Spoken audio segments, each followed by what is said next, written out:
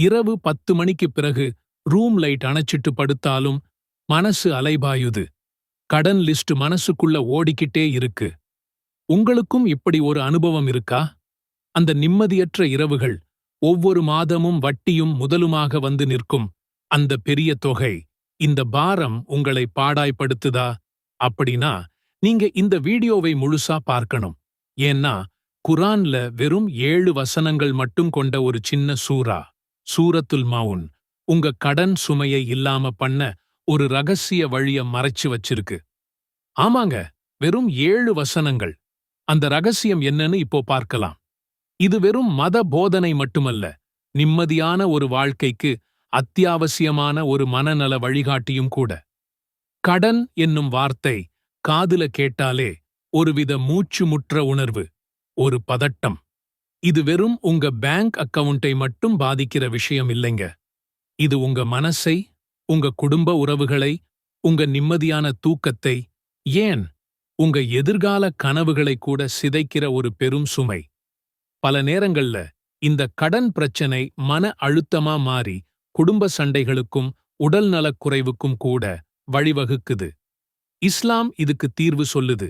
ஆனா அது நேரடியா உடனே கடன் மறையும்னு சொல்ற ஒரு மேஜிக் மாதிரி இல்ல. அதற்கு சில அடிப்படை போதனைகள் இருக்கு.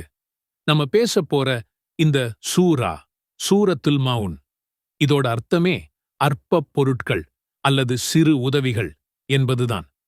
மக்காவுல இறக்கப்பட்ட இந்த சூரா வெறும் 7 வசனங்கள் கொண்டது. பெரும்பாலும் இது தொழுகை பற்றிய விமர்சனமா தெரியலாம். ஆனா உண்மையில இது சமூக நீதியையும் மனித நேயத்தையும் ஆழமா பேசுற ஒரு சூரா. நம்ம வாழ்க்கையில நாம எப்படி பிறருக்கு சின்ன சின்ன உதவிகள் செய்யறதையும் தள்ளிப் போடுறோம் அல்லது அதை அற்பமா நினைக்கிறோம்னு இந்த சூரா நமக்கு கண்ணுல விரல் விட்டு காட்டுது. அற்பப் பொருட்கள்னு ஏன் பேர் வந்துச்சுன்னா, பிறருக்கு கொடுக்க வேண்டிய சின்ன சின்ன உதவிகளை கூட மறுத்து தங்கள் பொருட்கள் மீது அளவு கடந்த பற்று கொண்டவர்களை இந்த சூரா விமர்சிக்குது. இந்த சூரா ஒரு முஸ்லிமின் அடிப்படை குணங்களாக இருக்க வேண்டிய கருணை, உதவி மனப்பான்மை மற்றும் இறை வழிபாட்டின் நேர்மை ஆகியவற்றை அழுத்தமா பேசுது. இதை ஒவ்வொரு நாளும் நாம் ஓதும் போது நம்ம உள்ளத்துல கருணை ஜாஸ்தியாகும். அந்த கருணை நம்மை நேர்மையான வழிகள்ல நடக்க வச்சு கடன் பிரச்சனை உட்பட பல வாழ்க்கை பிரச்சனைகளை சமாளிக்க ஒரு பெரும் சக்தியை கொடுக்கும். இந்த சூரா ஒரு தனி மனிதனின் கடமைகளை மட்டுமல்ல, ஒரு சமூகத்தின் ஆரோக்கியமான செயல்பாடுகளுக்கும் அடித்தளமிடுது. நபியே, நியாயத் தீர்ப்பை பொய்ப்பிக்கின்றானே, அவனை நீர் பார்த்தீரா? பின்னர் அவன்தான் அனாதைகளை விரட்டுகிறான். பிறர் மீது கருணை காட்டுற மனப்பான்மை, உதவி செய்யற குணம். அதாவது மறுமை நாளை பொய்யாக்கி இறைவனின் தண்டனையை நம்பாத ஒருவன் எப்படி இருப்பான் என்பதை முதல் வசனத்திலேயே நமக்கு ஒரு கேள்வியாக வைக்கிறது. இப்படிப்பட்டவர்கள் கருணையற்றவர்களாக, பிறர் துன்பத்தில் அக்கறையற்றவர்களாக இருப்பார்கள். அனாதைகளை அலட்சியப்படுத்துவது, அவர்களுக்கு உதவ மறுப்பது, அவர்களை புறக்கணிப்பது இவர்களுடைய குணம். இஸ்லாமிய சமூகத்தில் அனாதைகளுக்கு ஒரு மிக உயர்ந்த இடம் உண்டு. அவர்களை அரவணைப்பது, பாதுகாப்பது பெரும் புண்ணியம். ஆனால் மறுமையை மறுக்கும் இத்தகையோர் அனாதைகளை கூட ஒதுக்கித் தள்ளுவார்கள். மேலும் ஏழைக்கு உணவளிப்பதின் பேரிலும் அவன் தூண்டுவதில்லை. இது வெறும் பணம் கொடுக்கிறது மட்டும் இல்லைங்க. ஒருவேளை சாப்பாடு கூட ஒரு பசியுள்ள ஏழைக்கு பகிராத கஞ்சத்தனத்தை இது குறிக்குது. உணவு கொடுக்க ஊக்குவிக்காதவன் என்று பொருள். அதாவது தானும் கொடுக்க மாட்டான், பிறரையும் கொடுக்க தூண்டமாட்டான். இது ஒரு சமூகத்தின் பெரும் நோய். இன்னும் கவனமற்ற தொழுகையாளிகளுக்கு கேடுதான். அவர்கள் எத்தகையோர் என்றால், தம் தொழுகையில் பராமுகமாகவும் அசிரத்தையாகவும் இருப்போர். அவர்கள் பிறருக்கு காண்பிக்கவேதான் தொழுகிறார்கள். தொழுகை என்பது இறைவனுடனான நம் நேரடி தொடர்பு. இது நம் நேர்மையை, நம் ஒழுக்கத்தை, நம் மனசாட்சியை ரிப்ரெஷ் பண்ணும் ஒரு டூல்.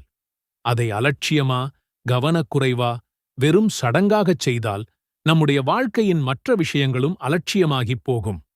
தொழுகையின் நேரத்தை தள்ளிப் போடுவது, அதன் அர்த்தத்தை உணராமல் ஓதுவது போன்ற செயல்களை இது குறிக்கும். தொழுகையை மக்கள் பார்க்க வேண்டும் என்பதற்காகச் செய்வது, அல்லது பிறர் புகழ வேண்டும் என்பதற்காக நல்ல செயல்களைச் செய்வது, இது உள்ளத் தூய்மையில்லாத செயல்கள். இவர்களின் செயல்களில் இறை திருப்தியை விட மக்களின் பாராட்டுக்கு அதிக முக்கியத்துவம் இருக்கும். மேலும் அற்பமான புழங்கும் பொருள்களை கொடுப்பதை விட்டும் தடுக்கிறார்கள். இதுதான் இந்த சூறாவின் பேரிலேயே இருக்கு.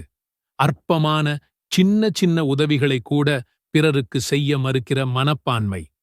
ஒரு உப்பு பாக்கெட், ஒரு தீப்பெட்டி, ஒரு சின்ன உதவி, இதை கூட கொடுக்க மனமில்லாத கஞ்சத்தனம். இது ஒரு சமூகத்தில் பரவினால் அந்த சமூகத்தில் அன்பு, கருணை இருக்காது.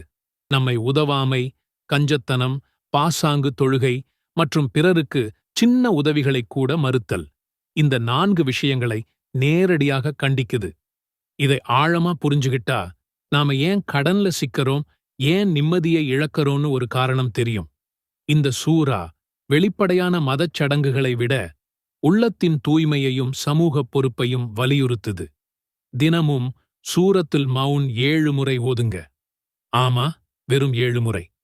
ஓதின பிறகு கைகளை உயர்த்தி துஆ செய்யுங்க. இறைவா, என் கடனை நீயே அடைச்சுவை. என் கையை நேர்மையா வச்சுக்கொள். என் உள்ளத்தை சுத்தமாக்கு. வெறும் ஓதுவது மட்டும் போதாது, அதன் அர்த்தத்தை உள்வாங்கி அதன்படி நடக்க முயற்சி செய்யணும்.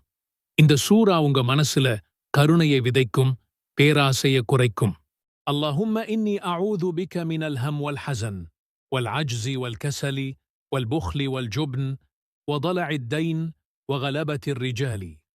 துஆவின் பொருள்: இறைவா, வருங்காலத்தைப் பற்றிய கவலையிலிருந்தும், நடந்து முடிந்துவிட்டவை பற்றிய துக்கத்திலிருந்தும், இயலாமையிலிருந்தும், சோம்பலிலிருந்தும், கஞ்சத்தனத்திலிருந்தும், கோழைத்தனத்திலிருந்தும், கடன் சுமையிலிருந்தும், பிற மனிதர்களின் அடக்குமுறைகளிலிருந்தும் நான் உன்னிடம் பாதுகாப்பு கோருகிறேன்.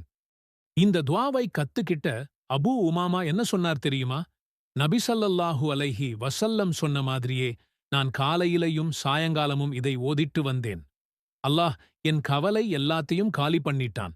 என் கடன் எல்லாத்தையும் அடைக்க ஒரு சூப்பரான வழியையும் காட்டிட்டான். சுபஹானல்லாஹ்! இது என்ன மாதிரியான ஒரு பவர்ஃபுல் துஆ! நண்பர்களே, கஷ்டங்கள் நம்மள வீக் ஆக்குறதுக்கு வரல, நம்மள ஸ்ட்ராங் ஆக்குறதுக்கு தான் வருது.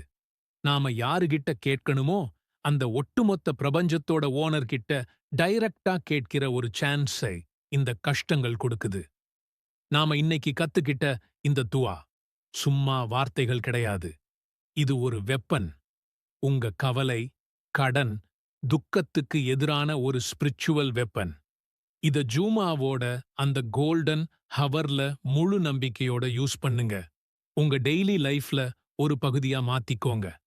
கண்டிப்பா அல்லாஹ் உங்க கவலைகளை சந்தோஷமா மாத்துவான். உங்க கடனை அடைக்க அவனே வழிகாட்டுவான். உங்க வாழ்க்கையில நிம்மதியும் வெற்றியும் நிரம்பி வழியும்.